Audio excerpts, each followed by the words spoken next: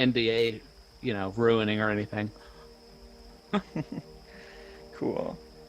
But we can talk about likely it'll announced flip courses. over in just a second. Oh yeah, let's just not.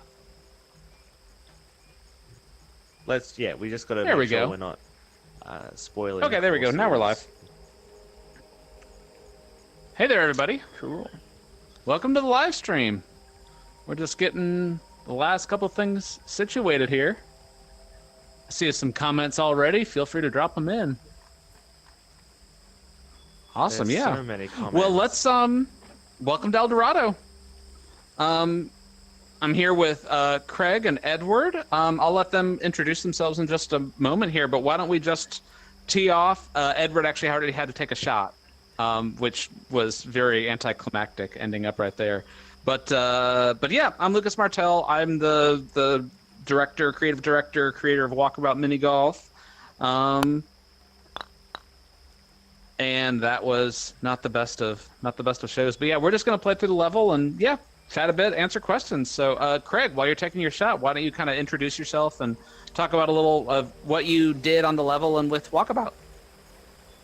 Yeah, sure. So I'm Craig Kohlmeyer, and I'm like our technical artist here. So a lot of this, like the kind of ambience you see in the level, that is what I do. So the fog and the light rays and some of the various effects and the lighting, yeah, that's my job. Yeah, this level was a real tour de force for the lighting, especially with what you got to do in hard mode, which maybe we'll get a chance to just drop in there for the last little bit of this. Apologies, I got to mute my phone here. Yeah, that'd be great. But yeah, this whole level was a real tour de force of lighting. In fact, I know, Edward, you were even saying a little earlier that that it felt like the level was good, but it really, like, the lighting is what really made it special, it feels like. Yeah, I really consider this level to be just an absolute masterclass from the technical team. The lighting, the ambiance, the sort of all the plants, all that, and it's just it feels like a completely different beast now that it's been attacked by the technical team.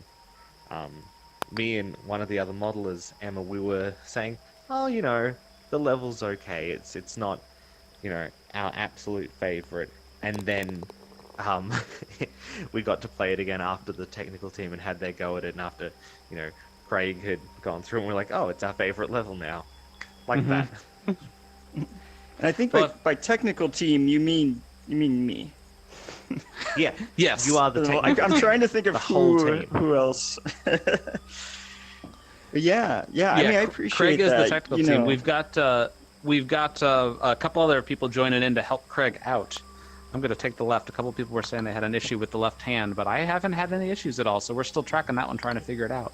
But yeah, Craig, this was mostly you, and then Ryan. This was Ryan, our other tech artist, just started on this one, but he was kind of training up on this one. So we'll have to get him on a future playthrough. So yeah. Ooh. And Edward, you didn't really get a chance to introduce.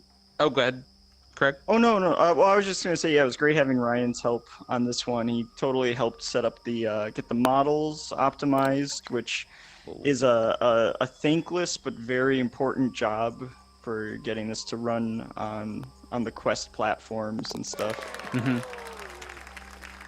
Yeah, each of the levels has just gotten bigger and more ambitious and just more technical, just a lot more stuff going on in terms of effects and in terms of just everything. So yeah, the team is growing to not only put out more courses, but also each individual course just starts taking more and more time, it seems like. So yeah, we're now in the process where I think each course is taking about 9 months from start to finish, and we've got 9 going on at any given time. So I'm gonna look and grab a couple of questions from the comments. But Edward, I know you've talked on these a few times, but I bet there's some people watching for the first time. So why don't you give a little intro to yourself and what you did on this course?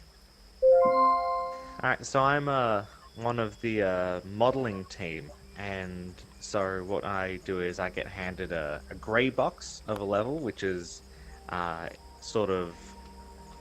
so we've now just been joined by the level designer, Henning. Yo. Hey. Had to reinstall. Oh, Henning was All right, well, Henning was probably on a different version of the game, one of our dev versions that didn't have the right Exactly. stuff hooked up yet, probably. Yep. So, Good thing I Yeah. caught it. That would have been embarrassing on the stream. well, we would just Could see your you head. We would imagine? see your ball doing all sorts of weird stuff that it shouldn't have been Yes. doing, but it wouldn't have. We wouldn't have been able to see your screen. Well, Henning, while you're so yeah, Henning was guess I better the lead catch up. designer, but Henning, maybe you can do a little intro to yourself and what you did on this level as well. Just while you're hopefully embarrassing us all with your putting skills, since you're the one who created all the holes. Yep, Yeah, true I know. shot. That was flawless. Sure. Let me catch up very quickly and very expertly. Oh yeah. The confidence, I love it. I design levels. there. I make sure the gameplay is fun and interesting and new each time we have a new course. I also kind of make sure it walkabouts well and looks good from all the different angles. This one, El Dorado, has been such a long time coming. It's I think probably the longest that we have currently. We have one sitting on the burner right now that will take the record, but Yeah, I was doing this exactly a year ago. That's drawing true, the yeah. top-down version of this one. awesome. Well, yeah, let me answer a couple of questions from the. Oh, I'll go first, and then I'll answer some questions from the. There, yeah, I'll take it. Yeah, so Paul was asking if there's any thoughts on adding a line so that people understand better understand the direction of the putt. We do actually have something kind of like that coming in the AR version, which we've talked about a little bit, but we're hard at work on. That'll be coming soon, although we don't have an exact date for. But yeah, in general, there's some talk of having just more options, making some things that we've sort of, still trying to make it as streamlined as possible for new players. But yeah, there's also the feedback channel on our Discord if you haven't put it up there. But we've got a running list of all the requests that people have been given. So yeah. Oh, Sarah had answered that one about the going into the ground, lining up the shot that way. I'm sorry, my screen's getting all funky here. Oh, Paul was also asking if we're surprised by some of the trick shots out there. And if any of the trick shots that we have in the game are intentional. Henning, maybe you're the best person to answer that question, especially for this course. Oh, about 50-50, I would say. Some of them we put in there, but our players certainly find ones that we never thought of, and that's the fun. I haven't seen any trick shots of this one yet, specifically, so I don't know them. But I'll be using all the ones I put in for sure. So just watch how Henning plays through, and then you'll know whether it was intended or not. Yeah. I think I found one or two new ones that weren't intended just through as we were beta testing and playing through and everything. But Craig, there are a lot of people commenting, on the lighting and atmosphere, and especially the lightning in hard mode and everything. Actually, this is so. Craig, maybe you could just walk us through. We don't have to go crazy in depth, but just kind of talking about the whole system you have up here, especially if you hop up into God mode, you can actually see sort of this volumetric fog. Do you want to sort of talk a little bit more about just sort of how you've sort of built that and how we're using that in different levels now that we kind of have it all set up? Yeah, absolutely. So yeah, I mean, one of the benefits that this level had was the history of the other levels we did before it, and I got to kind of reuse and improve upon some of these techniques we built for other levels. So the whole like volumetric fog system was something I made for Shangri-La because we had this. Got you distracted. That's all part of the strategy, is to distract you by having you talk about things, and then I can mop up the floor with you guys. Yeah, absolutely. I haven't actually gotten to like play through this course in a while either. I did a lot of just flying around it and making sure everything looked right. But yeah, you know, like Shangri-La, right? It was like up on these mountains. There was fog everywhere, so we had to like think of a way to kind of fake volumetric fog, because you can't actually do that kind of a technique on a quest. It's way too expensive. So instead, I developed a thing that sort of looks at like where polygons are in space, and if they're at a certain distance or a certain height, it just paints them in with a kind of an environmental colors that we set in a texture. Nice. And yeah, you know, and it even does things based on if you're inside where the fog would be or not, and can do all this cool stuff to fake it. And you know, there's definitely ways to break it, and we've just gotten good at setting it up in a way so it like looks legit and feels really good.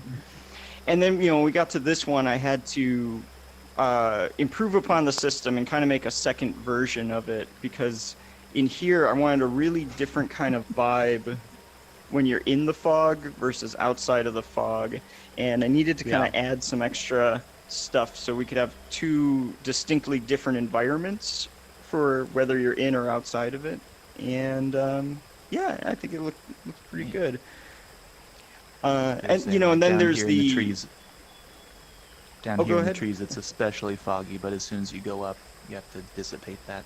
That's kind of what your system does. We have to, from God mode, you want to see everything, but keep it extremely foggy and atmospheric down here.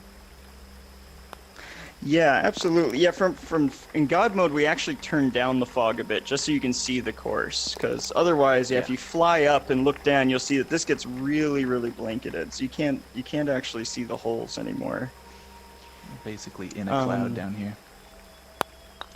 Yeah, you know, this is the vibe I wanted to go for. It's like, you know, you guys hand me this level, right? And it's just, you know, it's this beautiful thing, and then I get to kind of imagine like what it could, like, you know, what could I do with that?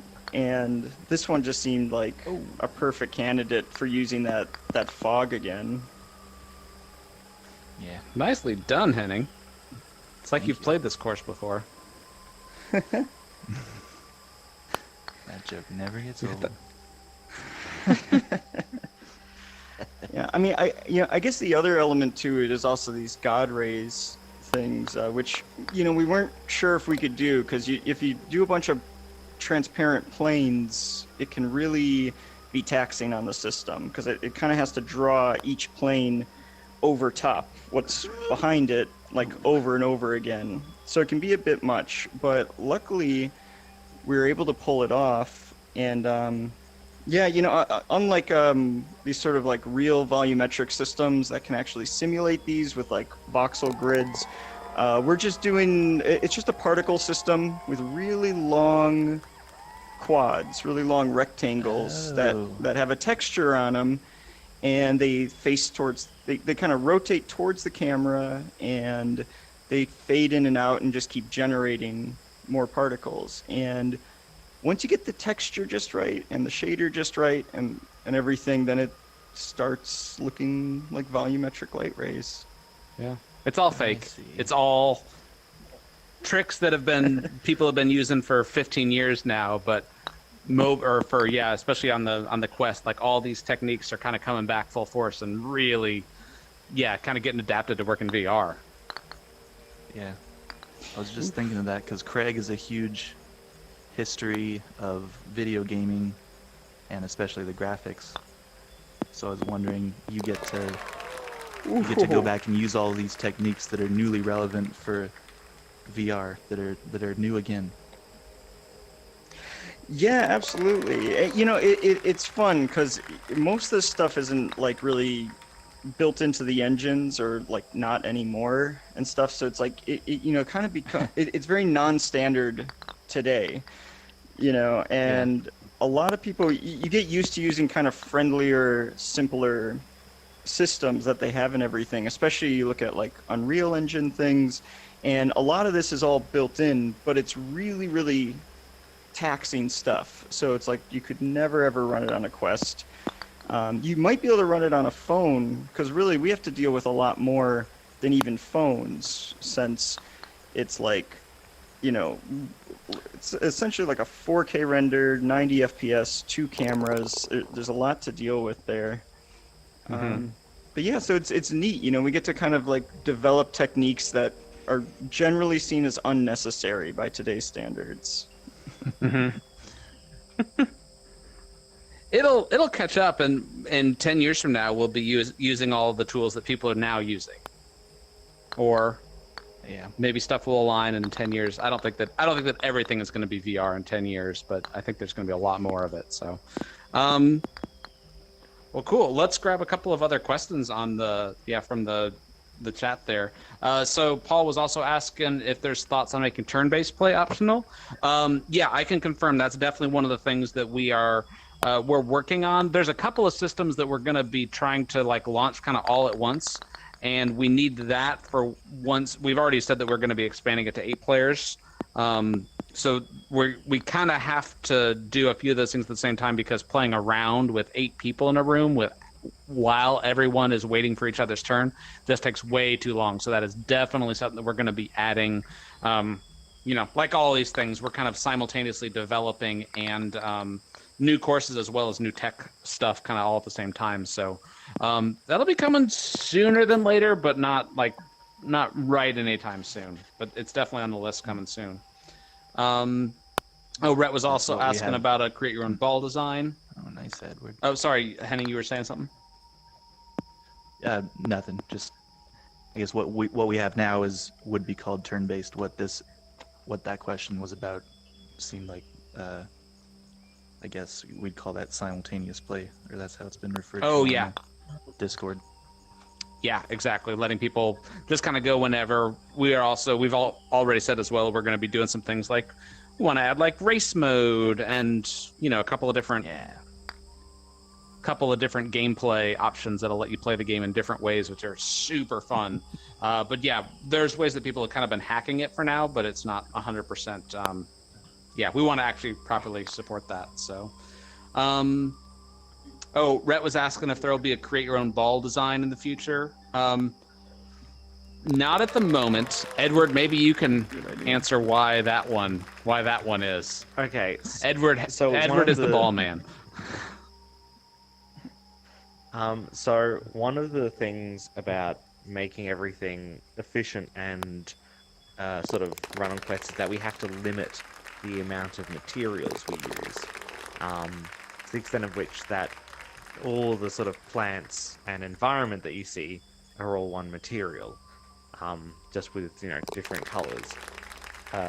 So we do that by having one texture with loads of different colors, and we can just sort of paste the UVs into certain areas. And effectively we have to do that for the balls and putters and avatars, all which use sort of the same, the balls sort of are one material and the avatar and putters are a different material. So all the balls have to reference one texture sheet, and there's an awful lot of clever UV unwrapping and clever breakup of space to make sure that we can have really fun balls with cool textures. There's always a couple really, you know, unique textures in a level, but we've got one texture sheet and it has to last the entire game's life. So every course forever must use this. So already we have to be ridiculously careful with how we use it, and unfortunately just the way the tech works, we can't afford to let people do custom balls, because either we'd have to on the fly recalculate texture space because you don't know who you'll be playing with, or each ball would have to have a unique material which we can't afford to render.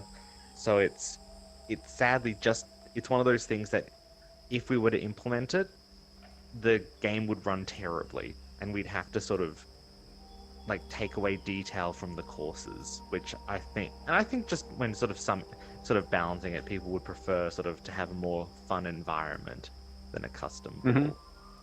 Yeah, that's sort of like the kind of, I mean, guess kind of the theme of what Craig was just talking about. But yeah, there's so many decisions that we have to make that are largely driven by the power of the hardware and what the Quest can run, which is actually, it's really amazing what it can handle. But yeah, it's still very, very limited in terms of just processing power. So yeah, we're having to, a lot of those things we're wanting to, and that doesn't mean that we'll never add them. It's just some things that we know are going to be a lot further out. So yeah, we don't have any explicit plans to do them right away. This hole, I'm also realizing, I don't think that I have played a regular round on this course, because usually when we're beta testing, we're constantly hopping in and we're testing out trouble spots more so than, hang on, oh dang it. We're testing out trouble spots almost more than playing full rounds, or at least I know I am when I'm getting in and playing it. So yeah, I think that this is one of the first times we've released a course where, how do I put it, where I wasn't sick of it by the time that we launched it, because on many of the other courses we had played it probably 50, 60 times before we actually released it. So yeah, I'll get to a couple other questions, but Henning, I blame you entirely for the performance of this one. All that custom ball talk was was pretty interesting, though, because I didn't even know anyone had asked for that. I hadn't thought about it, but it gives me a bunch of ideas. So we should talk about it later. I think there might be ways you could technically pull it off. Oh yeah. Well, unlike anything, there's always some clever way of doing it. It's not sort of like an easy thing. It involves a decent bit of manual labor to like trick something into working. So yeah, writing your own texture at runtime or something crazy like that. Yeah. Well, and you got to think about people like sharing them over the network and stuff, because you don't know who you're going to get paired up with. You'd have to share those. Yeah, you have to have a server-side code and everything. Yeah. Yeah, it definitely requires a big system. Oh yeah. Let's see. Let me finish the whole, and then I'll grab a couple of other questions here. So Dan was asking how we're doing on the progress of our one course per month goal. We're getting closer to that. We're hoping that's going to be starting up pretty soon. I still don't want to say officially, because so much of it is we have expanded. The team is now, I think, 22 people. And we're even going to have to add a couple more people to that to just handle all of the stuff. There's also, with the AR version that I mentioned, that's a whole other, round of programmers and tech people and QA and all that sort of stuff. So we're getting pretty close to the once per month. I definitely think that by the end of the year, we'll be in a pretty comfy spot with that. And hopefully it'll start up well before then. But yeah, I don't want to make any promises, but yeah, we're really sort of ramping up production on that side of things. Oh, there was also a question, how many lost cities will there be? I don't know if we've actually answered this one. I will say there are going to be 5 lost cities in total. That's a terrible shot. So I'm not going to say what they are, but we've launched 3, and there are 2 more left to go in the Lost Cities pack. And just because a couple of other people had also been asking on Reddit and a couple different places, we are absolutely going to be doing packs, but they're going to be themed packs. So like once the last Lost Cities course comes out, we'll be doing a pack for all of that. And then we've got a couple of other packs. We've got another one that's actually going to be starting up here in the fall, which should be, we're all really, really excited about that one. It's too early to say what that one is, but yeah, we've got a couple of other packs planned as well as just one-off courses. So. Sabrina was asking, she loves the raft ride, if there's any more boat ride type options on upcoming levels. Yeah, the whole, how do I put this? The being able to ride on stuff was a lucky. We're using some of the code that we had used for one of our previous games called Laser Mazer.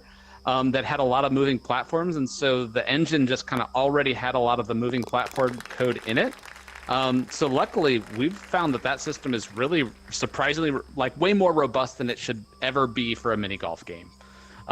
So we've got a couple of things that we've been talking about doing more with that, and definitely like we're almost sort of starting to design around that with many of the levels of either there's an elevator or like the gondola in Shangri-La. But yeah, we're definitely starting to think about that and add more of those options of ways of kind of getting around levels. And I think there's definitely the possibility of like a level that's designed around sort of like moving platforms as a way of getting from hole to hole. I think would be really fun. So yeah, let's go crazy with it.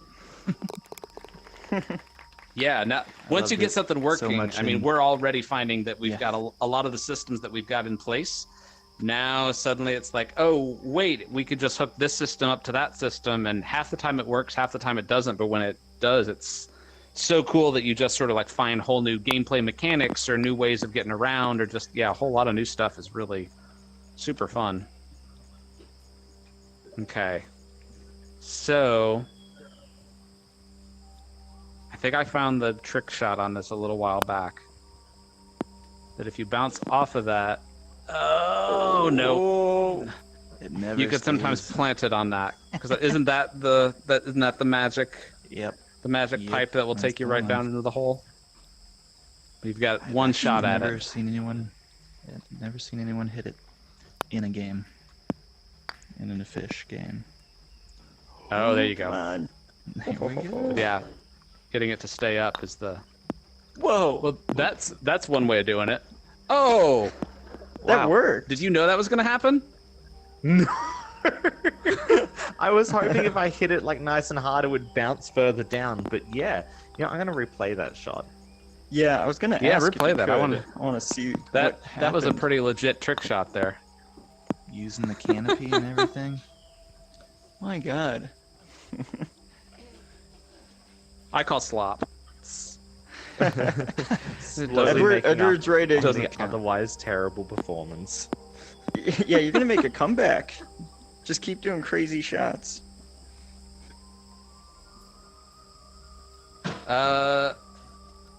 Let's see. There's also some questions about the software we use to develop the game, and tips for making a VR game. So we're using Unity as the main engine. We're using Blender for most of our modeling, although we do Gravity Sketch a lot, which I really think helps tremendously in terms of how our levels get designed, and just giving them this sort of organic quality. Gravity Sketch, by the way, is a VR creation tool. We actually use it for some of the finished stuff, although mainly, good shot. Although it's mainly designed more for like industrial design, but we actually do a lot of our even final modeling in it. Get in there. Yeah. Sweet shot yourself. So yeah, I would really recommend, if you're doing a VR game, especially if it's environmental like this, doing the design in VR, because it makes a huge difference, and you make some decisions that you wouldn't make if you were going to be doing it on if you were just looking at it in Blender on a flat 2D screen. You just see things and you're able to think about sight lines, and even like this is a great example of like just the how we're making it so that you can't see parts of the course until you get down into them and different things like that. So but how about the rest of you guys? Any tips that you can think of for someone who's wanting to design VR games? Honestly, the main thing is that we do so much of our design in Gravity Sketch, because it's almost, okay, not a hindrance, but it's almost a hindrance when someone comes with, from designing for your standard pancake type game, because all the rules we've learned over the years about level design don't work in VR. What works for one system doesn't work for another. Oh, that was so close. And Yeah, I the held fact on that to we it, hoping just it might. design our spaces in VR really allows us to come up with things that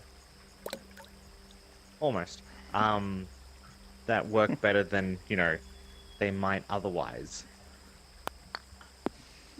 Yeah, and I mean, if you're talking about someone who's already knows how to do non-VR game design, then yeah, it's like, and these are all great extra tools. If you're coming from not doing game design at all, then the first thing you got to do is just pick up Unity or Unreal, because they're both free, so you could just pick them up and start learning them, and just start doing tons of tutorials and just learn how learn how 3D works, and then really pay a lot of attention to graphics optimization, because as you notice, we've talked about it a bunch, and even on really high-powered even on really high-powered computers, you need to do tons and tons of optimization to get VR to work well.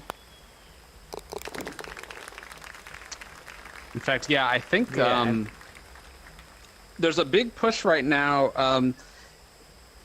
I mean, it kind of whatever software you use doesn't matter as much, although I know a lot of people go back and forth between the Unity and Unreal. I will say that it does seem like, especially for where VR is right now and largely targeting Quest, it does seem like Unity gives you, it's a little easier to do some of the tuning necessary in order to get the graphics to run, because a lot of the things that Unreal does and makes look so beautiful won't run on standalone VR.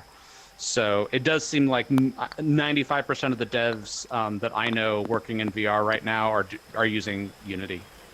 So Yeah. that's not to say anything bad about Unreal at all, because it's fantastic. It's just that for standalone VR, it's a little bit necessary right now. Yeah, if you're gonna target the Quest, it's easier to hit that platform. If you're gonna go for PC, I think Unreal does offer some really nice stuff. They've got when you do VR, you basically want to use a forward rendering pipeline. I guess I'm not going to try to get too in depth on what that is, but it's kind of the old style render pipeline. And the really cool thing with Unreal is they've done a great job like making that old render pipeline still have all the features of the new render pipeline. And so that's like pretty fantastic. But yeah, that's only if you're targeting like powerful computers. Yeah. And even then, so much about game design isn't the exact tools you use, it's just, being ready to try and, do lots of little things so you can get them right, rather than say just start off being like, I'm going to make the perfect game. Maybe just make one little thing and then make another little thing, because the next one will be so much better than the first. But if I was to say make some recommendations of learning resources, I would probably for level design, I'd be recommending An Architectural Approach to Level Design by Christopher W. Totten. That's a really wonderful book, which talks about, level design, and it comes from an architectural background, which I think is really fascinating. And the C# Player's Guide is a really fantastic book. I think that's R.B. Whitaker who wrote that, and that's just like a really fun learn to program in C# and object-oriented programming book that I can also definitely recommend. Actually, echoing something that you said, is that Walkabout is not my or our first game. I know, so I had done before this, I did 57 North and Laser Mazer. Both of them were more mobile, with some AR, VR, weird sort of like hybrid crossovers. So yeah, Walkabout was the third game that I had ever published, and that's also a big part of it too. It's sort of like, because even making a game is one thing, but actually publishing it, even if only 10 people download it, just getting through all of that process, there's a lot that goes into it, and people always think about, the big stuff, the level design, the programming, the basic engineering, but the reality is about 80% of the process, I would almost say, is more in the polish, and it's all of the stuff that goes into actually shipping the game. So I would highly, highly echo and just, say that again. It's sort of like start small and do something that you can finish quickly, because you'll learn a lot by getting something all the way through the pipeline before you try tackling something really huge. Yeah, a good example to that point actually is like 10 years ago, me and Henning made a game, and it's like we had no game development experience. We just, we worked in kind of like 3D animation, but we thought we'd give it a try because like Unity was like kind of like just starting to kind of get going and starting to get popular. So we just kind of like learned to use it to make a game. And I think the prototype for that game took Henning like a week or a weekend. And then Christmas break. a Christmas break, yeah. And then people liked it so much because we were trying to make a different game, but people liked that prototype so much that we were like, well, let's just make this game. But then I think it took us about a year to flesh it out into a full game. Mm-hmm. Yeah, that's pretty typical as well. Sort of like the game jam version, the minimum viable product, or just like the core concept. Is often a very, very small part of it. I also think there's a tendency for a lot of folks making their first game to like, oh, I love, Minecraft or World of Warcraft, or I'm just trying to think of like some of the biggest, most complex worlds. games, even though Minecraft was made by a single person. But, some very, very large... You're just thinking of games with the word craft in them. That's what it was, yeah. It was just that. But, or big first-person shooters, and especially if you're doing it solo, start small, do something like... Well, don't do mini-golf, because we're doing mini-golf. But yes, take something relatively simple.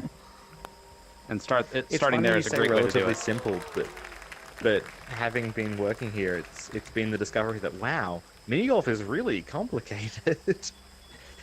We make it more be. complicated. We make it more complicated, but in a good way. Speaking of which, there's a couple other questions on the chat here. Sort of like, couple questions about licensing. I'll just kind of answer that all at once. So we've already announced Labyrinth and Myst. I still don't want to give exact release dates, although Labyrinth is definitely this summer, and we've already announced Myst in the fall, late fall. So those are coming. We're deep into conversations on what the next one or even 2 or 3 licensed courses might be, but many of those won't be even one of those, if it happens, won't be coming out even until 2024. So the licensing courses just take a lot longer to do, just because we have to get permission, and there's a lot more sort of like rounds of feedback and making sure that we're staying true to what all they're doing. So so the licensed stuff definitely takes a little bit longer than the original courses. So I'm surprised no one's picked up on like the pattern. I mean, we've got like Myst fans here, but Labyrinth came out in 1986, Myst in 1993. So if people are following that train of thought, the next one is actually based on a song by Britney Spears that released in early 2000. But I don't want to spoil it. Toxic. Now I want to play. Now I really want to play that, Edward. That sounds like an amazing idea. I don't know. Did Strawberry Kisses come out? I think there's a few Destiny's Child songs, hits of the 2000s. We should start basing courses off of like music videos. Like when we really run out of ideas, just take like a music video, like make a thriller course, make a. Mm-hmm. I've seen our list of ideas for courses. So if we hit 1 a month course, we'll run out of ideas approximately the heat death of the universe. Like there are just so many ideas for fun courses. Yeah. Although we do have a good time coming up with like, I like to come up with like what's the worst course idea we can think of, or like what's the worst licensed thing that we can think of, just in terms of like, that would like there's.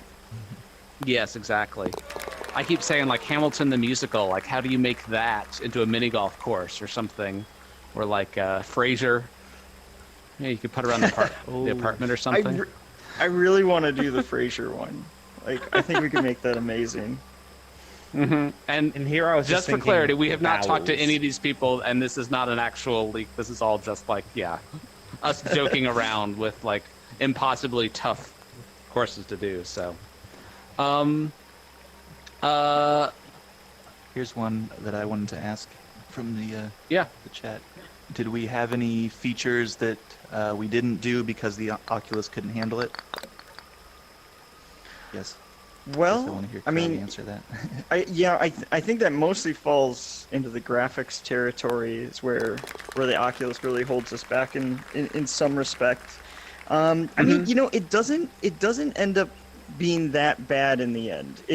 We go into it with a lot of optimization in mind. So we designed for that in the first place. And then, when we actually test the level, a lot of the times, well, every single time, it runs really badly. And then we kind of have to pull it back a little. But I don't think there's anything really major. I mean, I can think of a few specifics if nobody minds me talking about specific cut content. Oh yeah, go for it. I know certainly So, one. A but big you one first. was Sweetopia. We have a bunch of different candy surfaces, and so we had to make this shader that could kind of do like all these different candy surfaces. And one surface we originally had in there was like What? sprinkle. Well, it was like sparkly sugar all over something. I And did it not looks- design that shot. I saw that on the Discord today, so I wanted to try it. I'll replay it, but yeah, there is a really narrow line that cuts right through the middle if you're brave enough to Nice. try it. But Oh if you my don't, God. you're gonna end up in no man's land. Sorry, Craig. No, that's Sorry all to right. interrupt Yeah, you. if it wasn't for that chip out of that corner, you might be a Yeah. little harder. I think I put Um, that but chip yeah, in so there. we- I'm so sorry, Henning. Damn it. We had this sparkly sugar surface, and we had to cut that because I just couldn't get it to run smooth. It was the one thing just kind of pushing it over the edge. So that was unfortunate. Could The have had sparkly, hard sparkly course- gummies everywhere.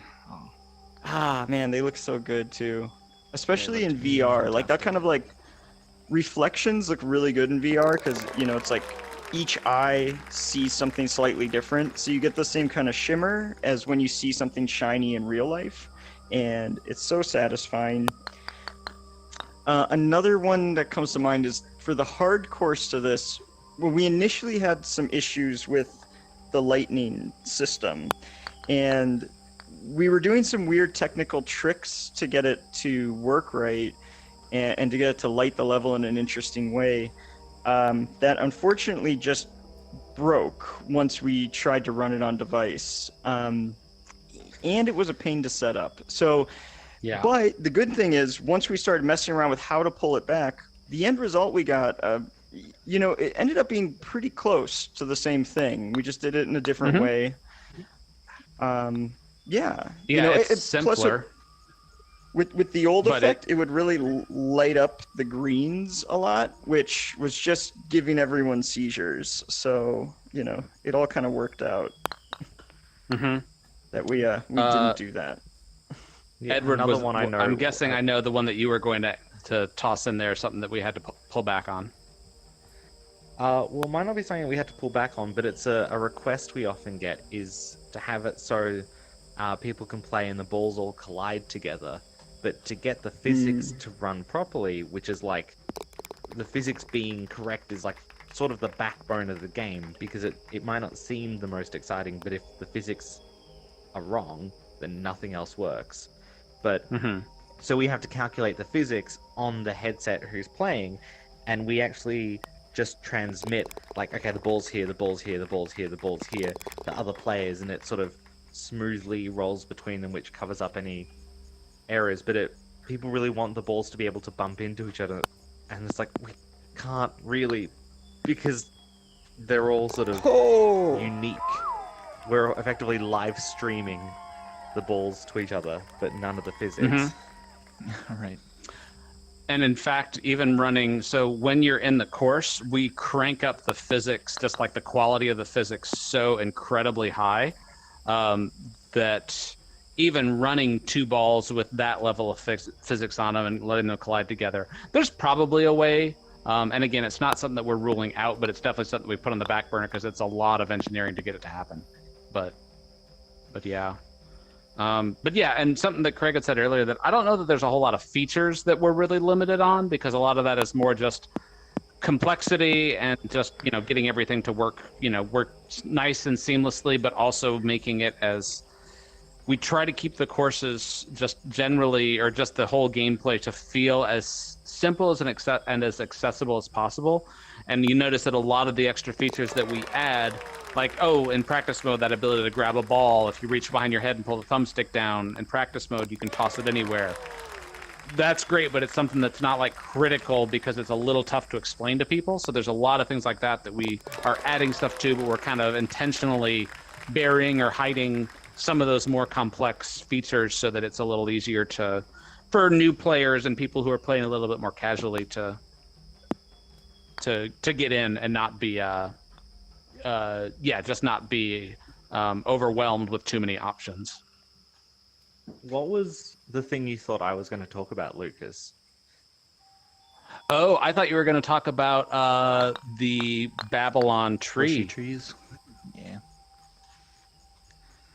The Babylon. Remember the Babylon Oh Gardens my of God, Babylon? yes. Remember? Oh, Craig had this really awesome wanna... card system of. Oh no, you can do it, Edward. Oh no, I was going to say let Craig talk about it. You know, he made it. Wait, what did we do in Babylon? I don't Remember you this. had the whole Please. card system for the bushes that actually gave them like volume and depth and everything, but it just wouldn't. It wouldn't anti-alias properly. Well, the big thing was, for some reason, it just made the quests just fall apart, and I'm not really sure why. Like, but yeah, like the way you would do trees, you want them leafy, is you have just like all kinds of planes that are intersecting each other and layered on top of each other, and then they have these like alpha cutout leaf textures on it, and it doesn't normally cause that many problems, especially until you get like a lot of them like on top of each other. But for some reason, just running one of those, the quest really didn't like all these layers of alpha cutout on a single object. I don't know. Yeah, it must be just. I would just have to guess why, but yeah, we had these cool trees and bushes, and then we just had to kind of come up with a fallback for that. Yeah. That was also the if you fly around behind Babylon, because Edward had fallen in love with these bushy trees so much. That's actually why there's the dead tree that is out in the if you fly behind the Gardens of Babylon, there's just like this lone dead tree tucked in like an alcove, and that was Edward's ode to the lost leaf system. Yeah, that's the funny thing, right? Because everybody gets more upset about it than me. Like, I'll spend a little while working on a cool graphical idea that I have, and then I'll show everyone, and everyone will get excited, and then I'll have to be like later, like, oh wait, this isn't gonna run. And everyone gets upset, and they they have that like stages of grief, where everyone's just like first in denial, just like, but what if we do this, or what if we it's just like, nah. What if we only had not 9 gonna happen. holes on this course? Could I have my sparkles? Yeah, and then sometimes it's like I haven't shown anyone yet, and I make something cool, and I figure out it's not gonna run, and then I make sure to show everyone because I want everyone else to share in that pain. And you're like, yeah. Yeah, it's like, do you guys think this is cool? Well, we can't do it. You're a monster. But we get to do a lot. We find ways of pulling it off, like all the vegetation blowing in the wind. It's like we just had to make make a system that could really generalize it across a lot of objects at the same time. And we can do it. We have to laud them at a really short distance. We have to call them pretty short, but like a level like this, there's so much density that you don't really notice that stuff because there's just so many layers of visuals, and it ends up working out. That was actually something. Oh, sorry, there's a delay. Go ahead, Craig. Oh, I was just gonna say we essentially end up, since we're on the quest, we basically end up treating these levels, even though they're small, we kind of treat them like it's an open world game where you have to like laud everything aggressively, and you have to like just constantly be worried about like hiding and showing things because there's a massive world. And for the quest, it's pretty big. but you know, on like a PC, this wouldn't be at the scale you would consider like that you would need all that. Oh God. It might roll down. I mean, Hold it down, my hold it partner down, hold it does down. keep requesting that we make Damn it. an Oh. open world Dark Souls-like game for VR. So, you know, There's Dark Souls on that, mini golf has been a popular request, I would say. Just people oh want yeah, no, he wasn't even asking mini golf. He impossibly just hard. likes Dark Souls. just insane level of difficulty. I think has been the recurring thing. Um, Oh, Henning, yeah, no, you can do that. He loves doing when Henning designs a course and we're all doing a test playthrough. There's sort of me and Emma and our quality of play, sort of reminding him of what people like. So if a level's too easy, you can blame me and Emma for dragging it down. I don't think that's the problem. I mean, Anyone's saying I'm that's the putting problem. about 20 over you right now, so yeah, it might be. okay. Henning's doing. Oh yeah, Henning and I are neck and neck. Rhett Clark You know- says, Okay. great game, you guys are great designers, engineers, however, after watching this, your miniature golf game, extremely questionable. I feel like that was Yeah. directed straight at me after that last hole. Uh huh. I Well, don't know. You guys are doing. We're focusing great. on It's the modeling talking and team. we're focusing on Yeah. talking a bit more than we are playing, so I'm gonna blame that. We're constantly Yeah, looking up sure. to see the. Okay. I'm an You- introvert. I'm gonna. I can't talk about stuff and play at the same time. I had to say, I was spending so much time trying to get El Dorado final that I didn't get to play the game at all for like a couple of months. Like not in any kind of real way. Actually, it's true. Now that we have the team has grown and we've got a couple people who are more aggressively like QA testing, we the designers don't actually get to golf as much. Although we have started doing a few more play tests and a few more things, so yeah, we're hopefully getting a little bit better. But yeah, I would probably guess that most of us on the team are probably some of the weaker players, especially compared to a lot of the folks on the Discord who are playing tournaments and everything in here. They were Yeah. super It was- dialed it in. There was was a little thing that easier- broke in beta. Oh, go ahead. It was easier when the team was just like 5 people, because then you could just hop into the golf and do a golf Yeah. match, you know. But now we have Mhm. so many that, yeah, you can't do that as easily. I spend most of my day right now in meetings and not playing mini golf, which I'm trying to rectify, trying to get that to Yeah. work a little better. I'll just answer a were couple of other quick saying- questions here that were in the that are in the YouTube chat. But someone was asking Adobe Medium or if we've tried the new Adobe Medium or Substance 3D Modeler. And I know what those are. I haven't actually played with them because both of those are voxel based modelers, and yeah, they've got some really cool VR stuff, but they just don't work for making final stuff. So we tend to do Gravity Sketch because it's a polygon modeler. The voxels will just generate stuff it's cool, but it's so heavy that it's more for like AAA stuff. So we wouldn't be able to use anything final coming out of either of those, but they are really, really cool. And if anyone is doing AAA or animation stuff, it's definitely worth checking out. Or like concept Oh. modeling, where you just want Yeah. like a quick 3D model to look at rather than to put in anything. Exactly. And I would also say that both of those are more for creating an asset, not so much for creating the entire environment. Like you want to create a creature or a specific sort of like prop or something, not so much creating the entire level inside a single voxel based thing just wouldn't work. But let's see, I'm hopping back up. Sorry, we're trying to play and I'm looking under my my headset to read these, but something got skipped. Oh, custom Oculus home environments. We actually, I love that. so a couple of people have said that, and we've actually just started talking to some of the folks. So no guarantees, but we're trying to figure that out. We know that they did that for Myst. So yeah, we're asking them exactly kind of what all went into that. You know, just kind of one of those things. There we go. Oh, We always want to do as many of those as of those extra little things as possible. They just always take time to build and to do everything with. So yeah, it's all that stuff is on the roadmap. Let's see. Oh, who hides the balls? That's kind of a team effort. Edward creates the balls. Sometimes he takes an initial pass. How did we do here? That was close. Lucas kills as usual. +9, -12.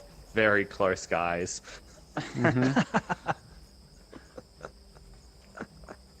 Well, I'll tell you what, we will not be able to join up in a different room because then Wesley's going to get... Well, we can go into practice mode. Why don't we do that?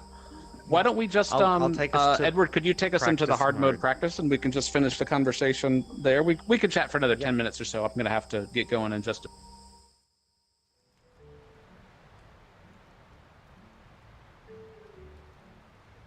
So let's see...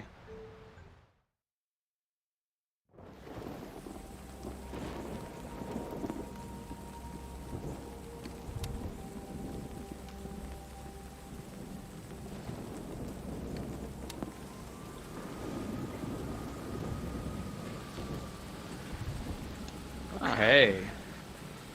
Yeah. Oh, so we were starting to talk about who hides the lost balls. So yeah, so Edward usually takes a first pass at those.